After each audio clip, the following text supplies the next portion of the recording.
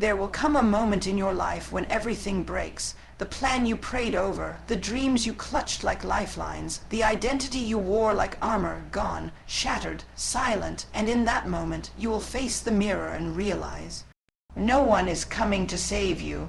But what if I told you that was never the point? What if the storm didn't come to destroy you, but to awaken the God in you? You see, power doesn't arrive with applause.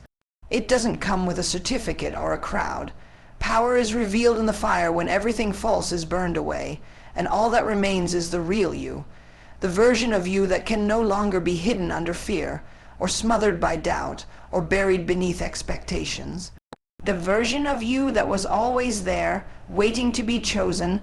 This world has taught us to shrink, to package ourselves in palatable pieces, to sit down when we were born to stand, but the truth, you were never meant to fit in.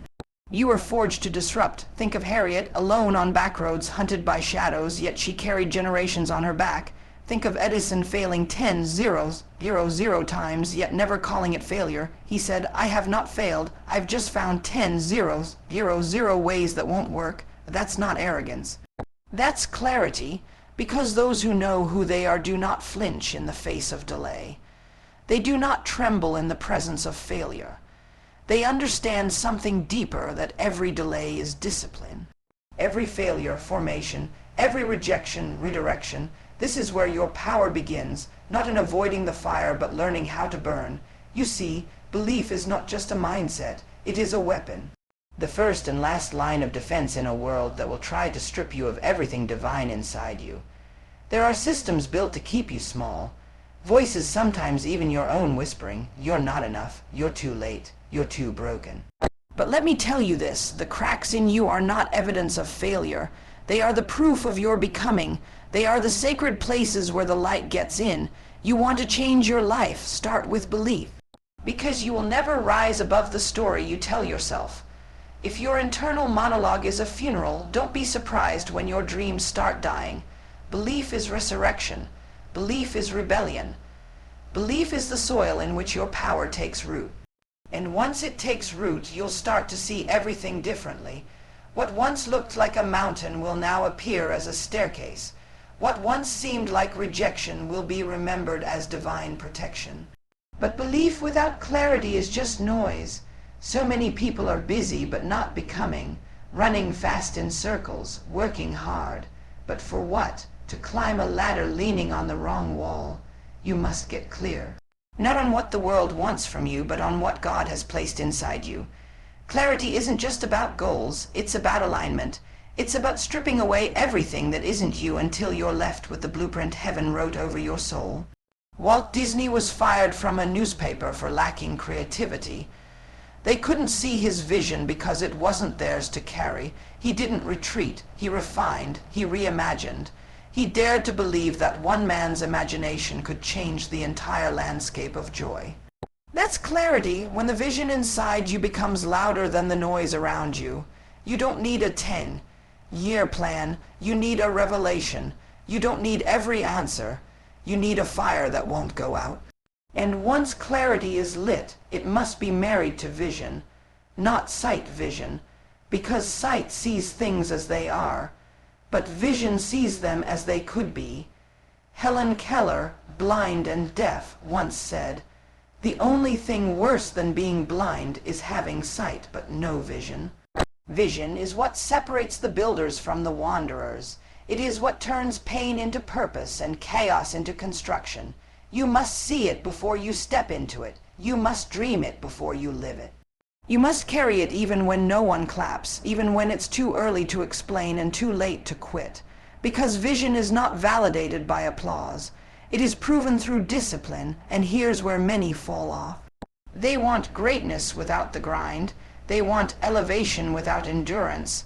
But vision without discipline is fantasy.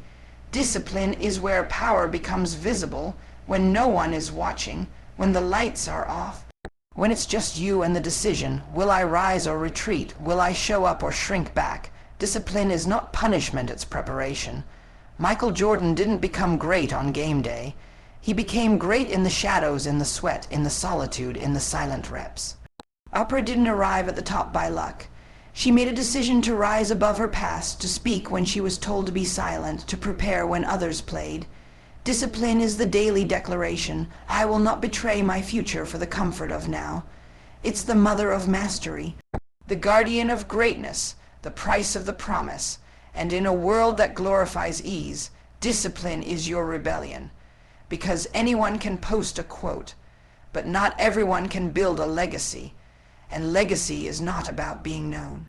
It's about becoming unforgettable. Legacy is built in silence.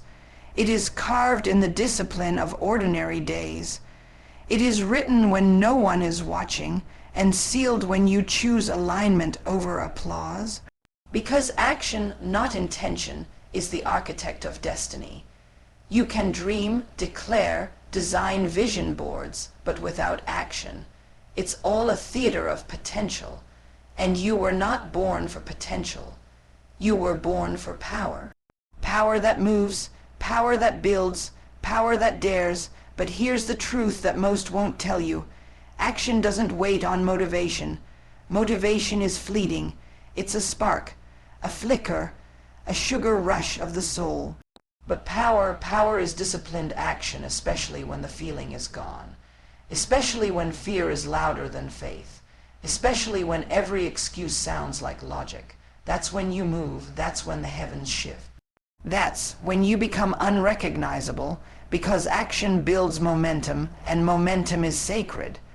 You've been lied to, told that clarity precedes movement, but the opposite is true. Movement creates clarity. You act, you learn, you stumble, you adjust, you bleed, you become. Just like David with the sling, just like Ruth in the field, just like Joseph in the prison, you move before the miracle. You obey before the outcome. You act as if you already are, because heaven does not honor hesitation. It honors faith in motion. So move, even if your knees are shaking, even if your voice trembles, even if you're building with borrowed tools. Move, because what you build in faith will outlast what others construct in fear. And as you move, anchor yourself in one of the most radical powers we possess, gratitude. Not the shallow kind, not the polite thank you whispered over easy days, but deep, defiant gratitude, the kind that stares down storms and still whispers, I'm thankful. The kind that says, I don't need everything to be perfect to see the purpose. The kind that looks at what isn't and still gives thanks for what could be. Because gratitude doesn't ignore pain, it just refuses to give it the final word. Gratitude is the soil of joy. Gratitude is rebellion against despair. Gratitude is power disguised as peace. Lincoln, in the midst of Civil War, declared a national day of thanksgiving, not because the nation was healed, but because he knew that gratitude is what leads to healing. And in your life there will be chaos, there will be loss. There will be days when the weight of it all makes you forget who you are. But gratitude will bring you home. It will remind you that even now you are becoming. Even now you are being stretched, refined, elevated. Gratitude unlocks the door to your next level, but resilience is what carries you through it. Because no matter how aligned you are, no matter how disciplined or devoted, life will throw punches. The people you thought would cheer for you won't. The opportunities you swore were yours will vanish. The path you carefully mapped will collapse beneath your feet, and that's not a sign to quit. That's a summons to rise. Resilience isn't about pretending you're not hurt. It's about deciding the hurt won't have the last word. It's about standing up with cracked ribs and bloodied hands and whispering, still I rise. It's Harriet returning again. And again and again. It's Mandela, 27 years behind bars, emerging with grace instead of bitterness. Resilience is the most dangerous weapon in the hands of the determined, because a person who refuses to stay down is a threat to every system that thrives on silence and surrender. You are not here to survive, you are here to conquer. You are not here to impress, you are here to impact. And every setback you've endured, every loss, every betrayal, every valley you've walked through, they were all chapters in the same story. Not detours, not delays, design, because nothing is wasted in the hands of purpose. And the ones who last, the ones who finish the race, they are not the smartest or the strongest, but the ones who learn. Because learning is the power no one can strip from you. You can lose money, you can lose friends, you can lose status and spotlight, but if you've learned, you've gained. Carnegie learned, Ford learned. Their mistakes became mentors, their losses lectures. Learning means you evolve.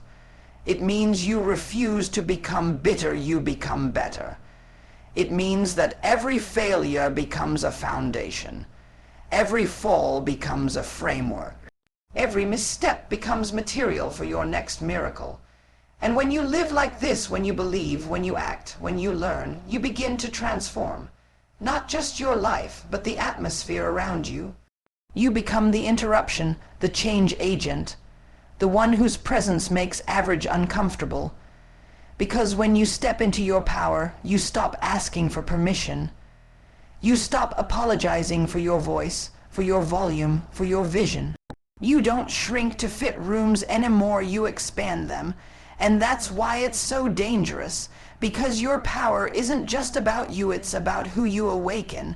When you rise, others realize they can too. When you walk in purpose, others remember they have one. When you shine not to be seen, but to serve, you become a lighthouse in someone else's storm.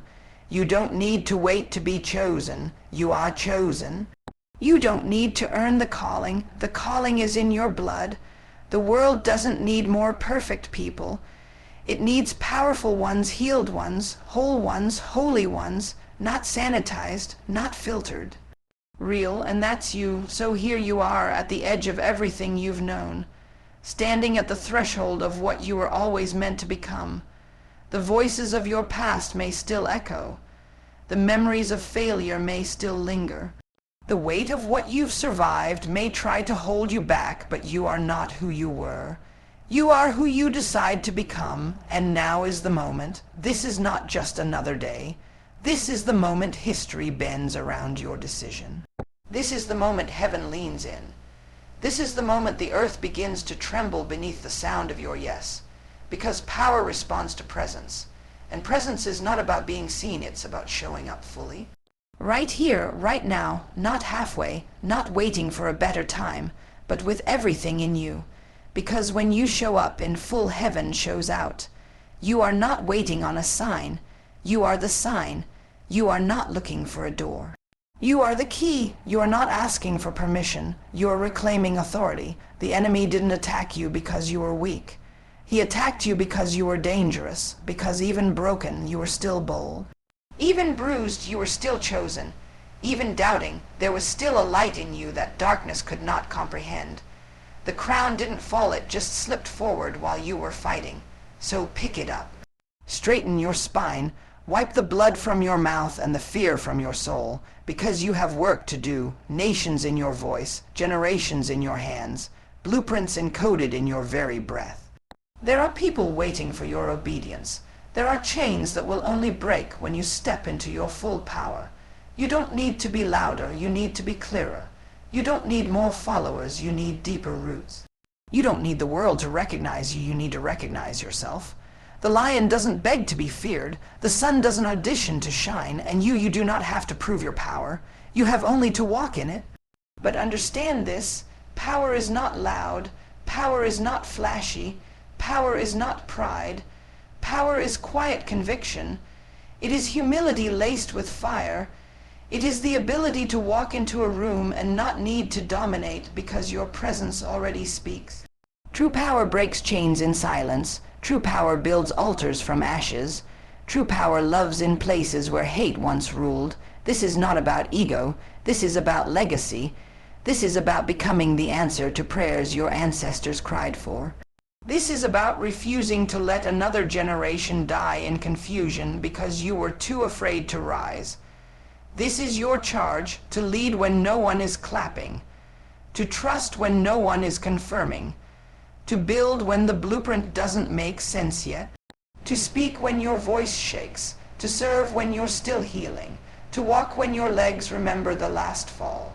Because power is not about how many times you've fallen, it's about how many times you refuse to stay there. And you are rising, not just for applause, not just for a platform, but for purpose. You are rising for your daughters to know they never had to dim. You are rising for your sons to learn that softness is strength. You are rising so the cycle stops with you, so the silence ends with you, so the fear bows to you. This is what stepping into your power looks like. It looks like boundaries where there was once begging. It looks like peace where there was once panic. It looks like bold decisions that confuse the old version of you. It looks like a sacred no, a healing yes, a forward motion that no longer waits for approval. This is not a temporary rise. This is a permanent return to who you've always been. There is nothing missing in you, nothing broken beyond redemption, nothing you've lost that heaven cannot multiply. But you must step, not crawl, not tiptoe. Step. Step into the room with authority. Step into the vision with clarity. Step into the future with gratitude. Step into your destiny with full surrender, because fear has had its time. Doubt has run its course. The waiting season is over. You are not behind. You are becoming. You are not forgotten. You are being forged. And when you move, the mountains will move. When you speak, hearts will remember who they are. When you build, God will breathe on it, not because you are perfect, but because you are positioned. Positioned for purpose, positioned for legacy, positioned for impact. You are not too late. You are right on time. So rise. Step like the ground has been waiting for your feet. Speak like your words were born to shift atmospheres. Lead like heaven trusted you with this generation, because it did. You have survived what should have buried you. You have endured what should have silenced you. You have carried the weight of becoming while still loving, still serving, still rising. You don't need a crown to be royal. You don't need a pulpit to be prophetic. You don't need approval to be powerful. The time for shrinking is over. The time for silence is done. Now is the time to move, to lead, to build. Now is the time to step into your power.